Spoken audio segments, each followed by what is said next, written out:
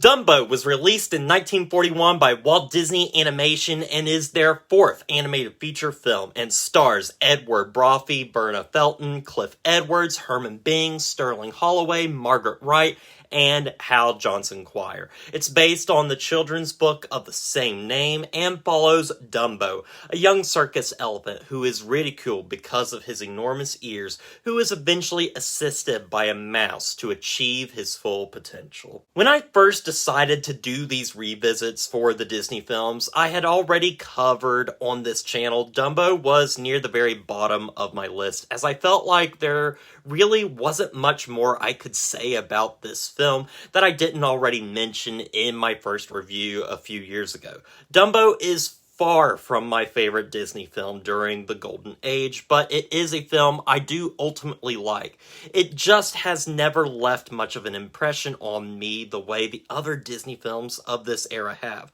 However, that said, I rewatched this movie in preparation for this review, and though my thoughts on the film remain mainly the same, I think there actually is some more I can say about this film, and I think it is worth talking about again. Much like with Snow White and Fantasia, I finally watched Dumbo for the first time just a few years ago, so I hold no nostalgia for this film.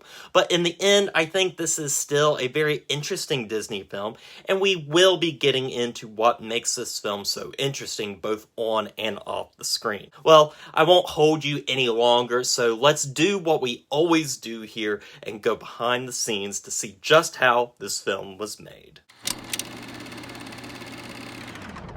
I briefly mentioned in my introduction, but Dumbo was actually based on a children's book of the same name by Helen Aberson Meyer and Harold Pearl, with illustrations by Helen Durney, which I had never known until I saw this movie for the first time. I had simply thought it was an original idea, and I don't hear many people talk about the actual story it's based on, showing that the film itself has overshadowed its source material. It wouldn't be until 1939 when the book attracted the attention of Walt Disney when the studio's head of merchandise licensing, Kay Kamen, showed him a prototype book that included the story of Dumbo in it. Disney immediately was taken with the story and thought of the possibilities it had as a heartwarming tale, and afterwards he purchased the rights to Aberson Meyer and Pearl's story. The film, much like with The Sorcerer's Apprentice and Fantasia, was originally devised as a short, but Disney felt the only way to do the book justice was by making it a feature film, which in the long run was not a terrible idea, as during the outbreak of World War II, Disney was hurting at the box office with its previous releases Pinocchio and Fantasia. So, Dumbo was devised as a simple film with a modest budget compared to what we saw with the studio's last three outings, only costing $900,000.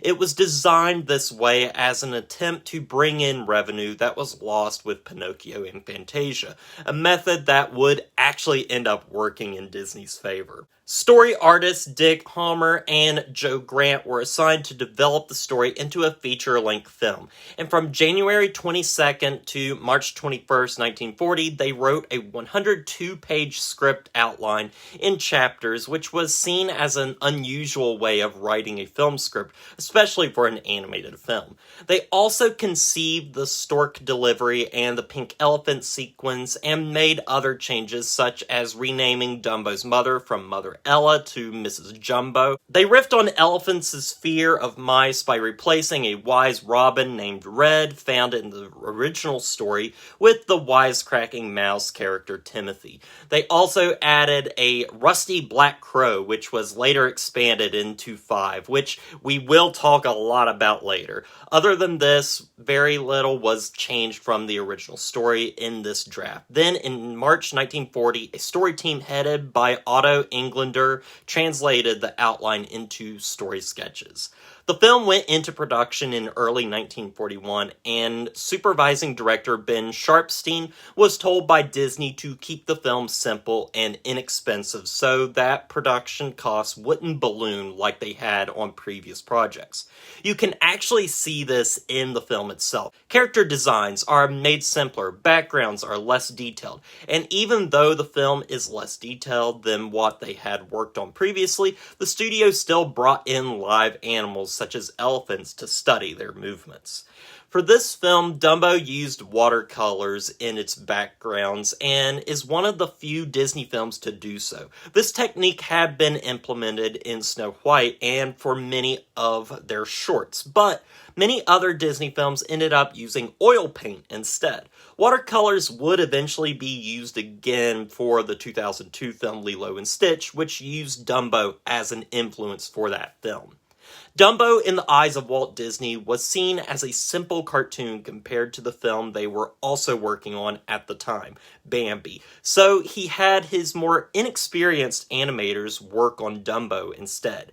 Frank Churchill and Oliver Wallace scored the film while Ned Washington wrote the lyrics to the songs. The score actually won Churchill and Wallace the Academy Award for Best Original Score.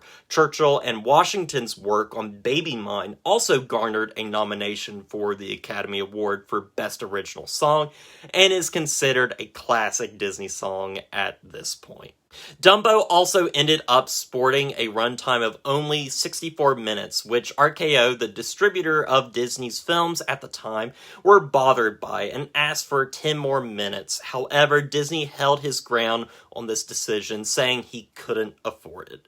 The film was released on September 11th, 1941, and was met with favorable reviews, and despite the previous two Disney films failing at the box office, Dumbo succeeded, earning $1.3 million. Over the years, the film has been re-released multiple times and is now garnered as a classic, but it has also been criticized for its racial depictions of African Americans, and even now, if you watch the film, there is a disclaimer at the beginning of the film as well. The film would also get the Disney live-action treatment in 2019 with Tim Burton directing the film.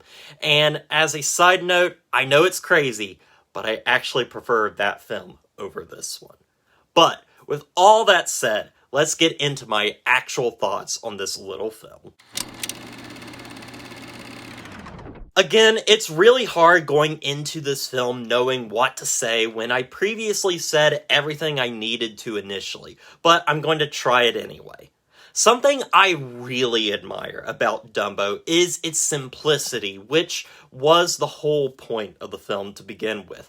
At an hour and 4 minutes, this is one of the shortest Disney films, and because of that, what we get is a pretty fast-paced movie that flies by, but within that short runtime, they still manage to present you with a wide array of emotions that only the folks at Disney can bring. It's because of this, though, that the film still ends up feeling like an extended short rather than a feature film, which is both a blessing and a curse with this movie.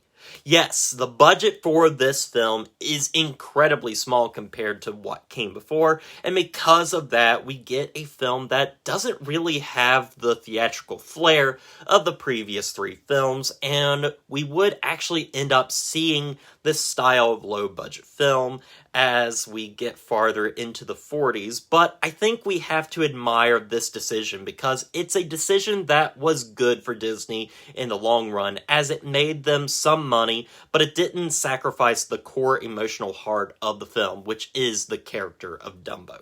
I really love this character, and he is easy to root for despite not having a single line of dialogue in the film. You instantly fall in love with him because you understand his plight, and he wants to feel worth something, and this is done, as I said, without any dialogue, and it's effectively done. The story instead resorts dialogue to the characters around him. Mrs. Jumbo, the other elephants, Timothy Mouse, and even the human members of the circus itself.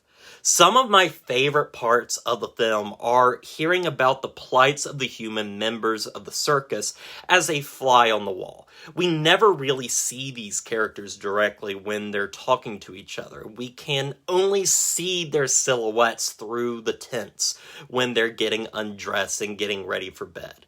There's a really cool scene with the men playing the clowns talking about trying to be seen as more than just clowns and giving people a good show, and also how they're kind of upset with their pay. It doesn't add to the overall story, but it's neat learning about the circus life through these small little scenes. This film also doesn't really have a villain, really.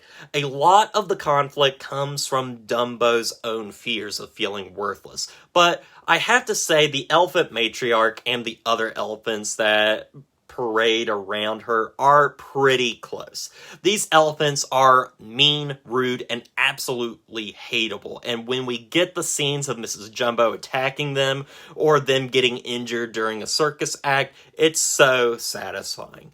I also have to bring up the music for this film, which is really good. All the tracks are memorable in their own way and instantly catchy, showing that despite age, music can stand the test of time. I particularly love the Mr. Stork song, which also holds the best animation in the film, or the Casey Jr. song. I love that they made the circus's train sentient in these scenes.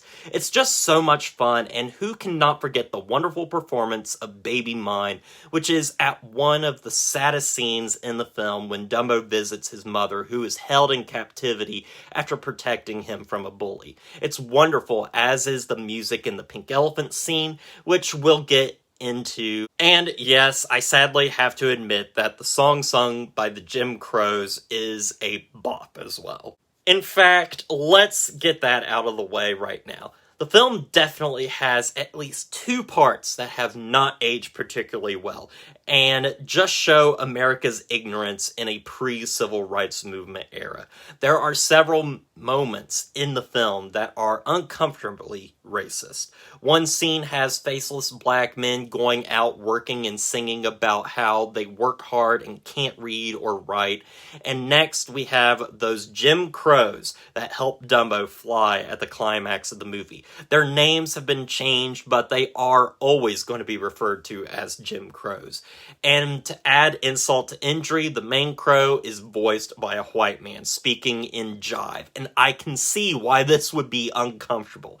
Thankfully, I think Disney did the right move of providing a warning at the beginning of the film, as I think it's important to be aware of this stuff so we can teach younger generations, but still have this stuff available to learn from. With that out of the way, let's move on to something more happy, like my favorite scene in the film where Dumbo and Timothy get drunk and hallucinate seeing pink elephants.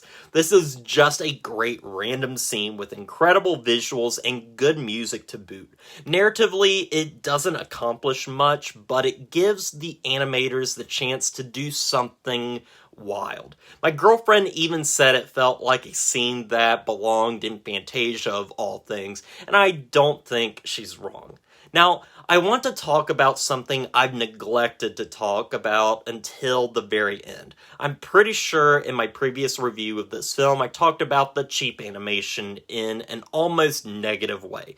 I want to clear that up and say, despite the lower budget on the animation, I think the studio accomplished something in this film that blows the other three films they made previously out of the water. And that is the colors. This movie is so vibrant. The colors literally pop right off the screen, and it makes the film a very memorable watch for the animation alone.